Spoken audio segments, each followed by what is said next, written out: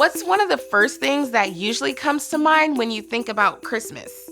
Is it the hot chocolate, ice skating, gift giving, or snow?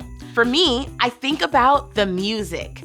Christmas in July, there's music. When October hits, I know Christmas is getting closer and closer because I start to hear Christmas music.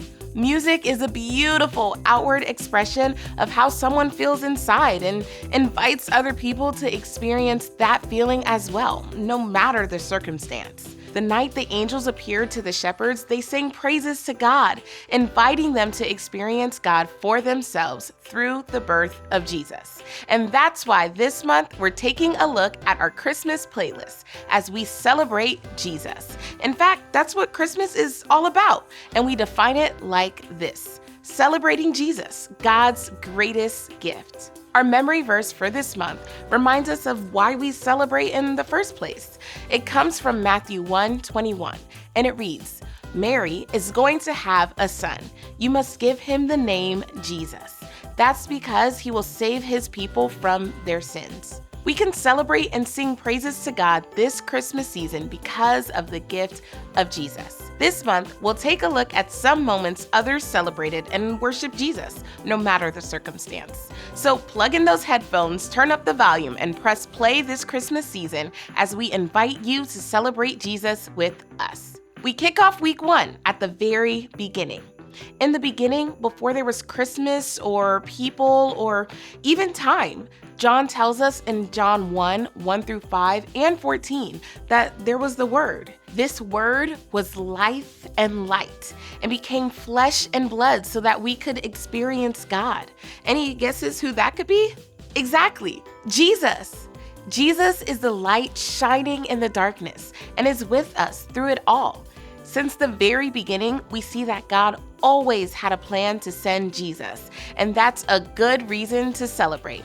Then, in week 2, we turn to Luke 1:26-38 and Matthew 1:18-25, where we meet Mary and Joseph, Jesus' parents. Both of them had been visited by an angel who told them some news that would change their lives forever. Mary and Joseph were going to be the parents of the Savior of the world. They could have said no way and trusted in their own plans for their lives, but they decided to trust that God was with them and had a good plan for their lives. Bottom line, celebrate because God is with you. In week 3, we head to Luke 2:1-7 for the birth of Jesus. This Savior that God had planned to send since the very beginning had finally arrived. He didn't come as a war general like the people thought he would. Instead, this light in the darkness, this Word that was life, entered the world as a baby. Jesus was born in a place where animals stayed and was placed in a manger, fulfilling God's promise to send a Savior.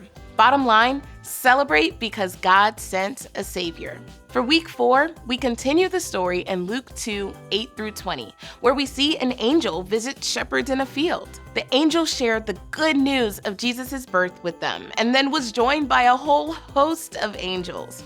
Together, they sang praises to God because Jesus had finally arrived. It didn't matter that the shepherds weren't considered important people. This good news of Jesus was for everyone. Bottom line, celebrate Jesus with others. We finish up the month learning about the wise men in Matthew 2:1-12.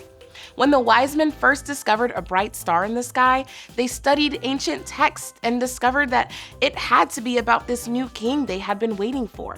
They traveled a long way to meet Jesus. By the time they arrived, it's possible that Jesus was already a toddler. But it didn't matter that they weren't present for the birth. They still brought gifts to celebrate Jesus because he's worth celebrating. Bottom line, never stop celebrating Jesus. Well, that's it. Or should I say that's just the beginning. We hope these stories are a great reminder of the true meaning of Christmas. In the midst of the hustle and bustle, the joys and hardships, the chaos and peace, let's take a moment to pause and remember the reason for the Christmas season. The Word became flesh so that we can have a relationship with God that lasts forever. Jesus is worth celebrating and singing about, and you can do that anytime and anywhere. We can't wait to spread some Christmas cheer with you this year. Merry Christmas!